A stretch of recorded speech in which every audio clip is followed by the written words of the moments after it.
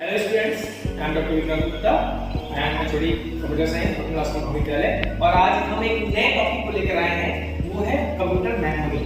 तो मेमोरी को जानने के पहले हम ये जानते हैं कि हमारे रियल लाइफ में मेमोरी का क्या महत्व है। मेमोरी जैसा कि हम जानते हैं कि मेमोरी यानी याददाश्त होता है, और वो याददाश्त कहाँ पर होती है। अगर हम सिस्टम की बात करते हैं, कोई भी डेटा या सूचना को यदि हम स्टोर करके रखना चाह रहे हैं या इन फ्यूचर उसको एक्सेस करके रिट्राइव करना चाहते हैं, पुनः प्राप्त करना चाहते हैं डाटा, तो वो डेटा और सूचना हमारे मस्तिष्क पर संग्रहित हो जाते हैं, जिसको हम बाद में कभी भी हमारे आवश्यकता अनुरूप रिकॉल कर पाते हैं। उसी प्रकार जब हम कंप्यूटर सिस्टम की बात करते हैं, तो कंप्यूटर सिस्टम के जब हम कंपोनेंट्स को देख रहे हैं, तो उसमें सबसे इंपॉर्टेंट और महत्वपूर्ण जो कंपोनेंट्स है वो है सेंट्रल प्रोसेसिंग यूनिट, सीपीयू।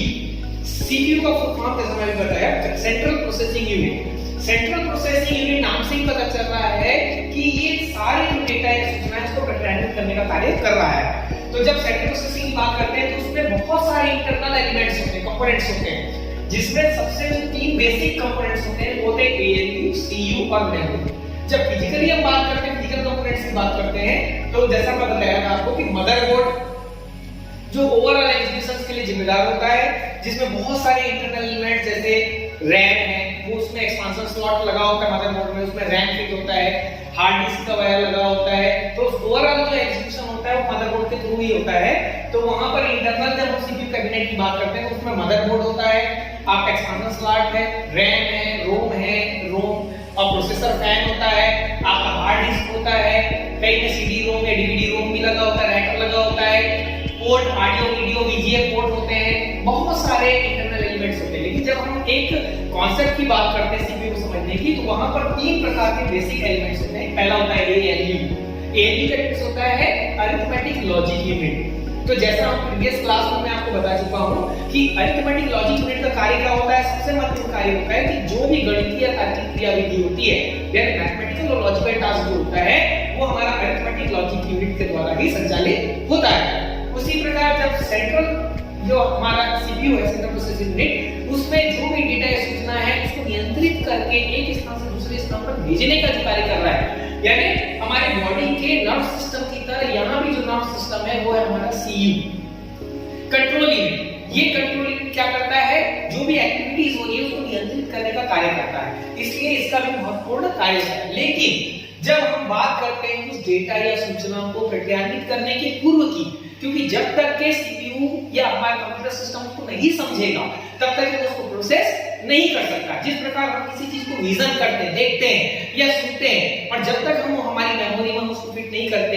हम उसको एनालाइज नहीं करते, तब तक हम उसको समझ नहीं सकते कि क्या चीज है, या प्रीवियस डेटा हमारे पास कलेक्ट नहीं होता है, तो हमारे लिए वो चीज अनजान हो जाती है। उसी प्रकार जब हम कोई डेटा या सूचना कंप्यूटर सिस्टम में कीबोर्ड और माउस के द्वारा क्या करते हैं, इंसर्ट कराते हैं, तब वो हमारा सीपीयू में जाता है और वो कहां पर जाके स्टोर होता है, मेमोरी में। तो जब भी हम मेमोरी की बात कर रहे हैं, तो हमारे सामने एक सबसे इंपॉर्टेंट चीज होता है कि मेमोरी मतलब होता है याददाश्त, ठीक है, जो स्टोर करके रख रहा है। तो सिस्टम में मेमोरी क्या करता है, जो डेटा या सूचना को संग्रहित करके रखने का कार्य करता है या उसको प्रक्रियान्वित करने में सहयोग प्रदान करता है। अब हम बात करते हैं मेमोरी को मापने की इकाई की। तो हम कैसे पता करें कि मेमोरी कितने साइज की है, उसका आकार क्या है, कितना डाटा या सूचना हम मेमोरी में संग्रहित कर चुके हैं, स्टोर कर चुके हैं, उसके लिए हम लोग देखते हैं मेजरमेंट यूनिट। तो कंप्यूटर सिस्टम को मापने की जो इकाई होती है, मेमोरी को मापने की जो इकाई होती है कंप्यूटर सिस्टम की, वो होता है बीट। ठीक है, आप सभी बीट से फैमिलियर हैं। तो बीट यानी होता है 0 और 1। जैसा कि हम जानते हैं कि कंप्यूटर क्या है, एक मशीन है, इलेक्ट्रॉनिक मशीन है, और वो केवल और केवल मशीनी भाषा ही समझता है। जब हम मशीन भाषा की बात कर रहे होते हैं, तब वहां पर हम बात करते हैं 0 और 1 की, यानी ऑन ऑफ। जब हमारा सिस्टम कोई बिट को ऑन मोड में भेजता है तो 1, और ऑफ हो रहा है तो 0। ये हमारे इनपुट और आउटपुट के प्रोसेस से ही रिलेटेड है, ठीक है। तो जब हम बात कर रहे हैं, कोई बिट दे रहे हैं, तो वो 0 और 1 के पैटर्न में दे रहे हैं, यानी बाइनरी फॉर्म में हम उसको प्रोवाइड करते हैं, बाइनरी पैटर्न प्रोवाइड करते हैं। इसलिए जो मशीन लैंग्वेज है उसको हम बाइनरी लैंग्वेज के नाम से भी जानते हैं। जब हम कंप्यूटर की मेमोरी को मापते हैं या उसका मेजरमेंट करते हैं, तो वहां पर बीट 1 बीट मतलब होता है 0 और 1, उसको बीट से मापते हैं। उसके बाद जब हम बात करते हैं 8 बीट का, अब देख रहे हैं अभी विभिन्न प्रकार के जो मेजरमेंट यूनिट है जिस प्रकार से हैं, तो 1 बीट मतलब होता है 01, 8 बीट का मतलब होता है 1 बाइट, ठीक है। जब 8 बीट को हम एक साथ रखते हैं तो वो क्या हो जाता है हमारा 1 बाइट। वैसे ही होता है 1024 बाइट। अब आपके बहुत सारे जो मिलियन डेटा है उसको हम लोग क्या कर रहे हैं 1024 बाइट में रख रहे हैं, तो 1024 बाइट मतलब होता है 1 केबी यानी किलोबाइट, ठीक है। 1 केबी यानी होता है 1 किलोबाइट बराबर 1024 बाइट। उसी प्रकार होता है हमारा 1024 केबी, 1024 केबी बराबर होता है 1 एमबी 1 मेगाबाइट, ठीक है।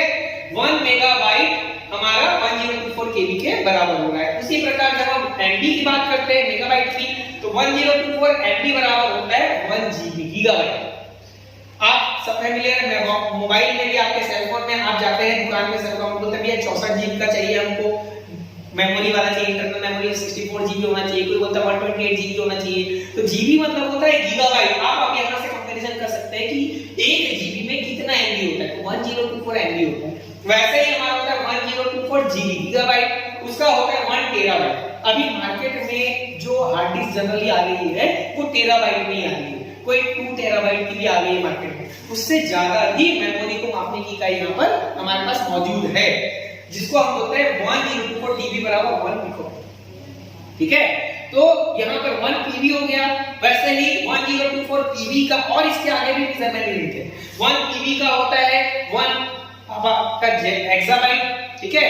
1 एक्साबाइट का होता है 1 जेटाबाइट, 1 जेटाबाइट का होता है 1 रोटोबाइट, उसके बाद होता है 1 योबाइट, ठीक है, फिर योटाबाइट। इस प्रकार से वो क्या होता है अलग अलग प्रकार के मेजरमेंट यूनिट होते हैं। लेकिन समटाइम्स क्या होता है कि आपके सामने एक क्वेश्चन आ जाता है, ऑब्जेक्टिव क्वेश्चन, मान लीजिए कॉम्पिटिटिव एग्जाम आप फाइट कर रहे हैं, तो वहां पर एक क्वेश्चन पूछ देता है कि 8 बीट बराबर तो 1 बाइट, आप ऑब्जेक्टिव क्वेश्चन लगा सकते हैं। लेकिन अचानक कोई क्वेश्चन आया और वहां पर बोलते हैं कि 4 बाइट मतलब क्या, 4 बाइट का क्या कहते हैं, 4 बाइट को क्या कहते हैं, तो उसको कहते हैं 1 निपल, ठीक है।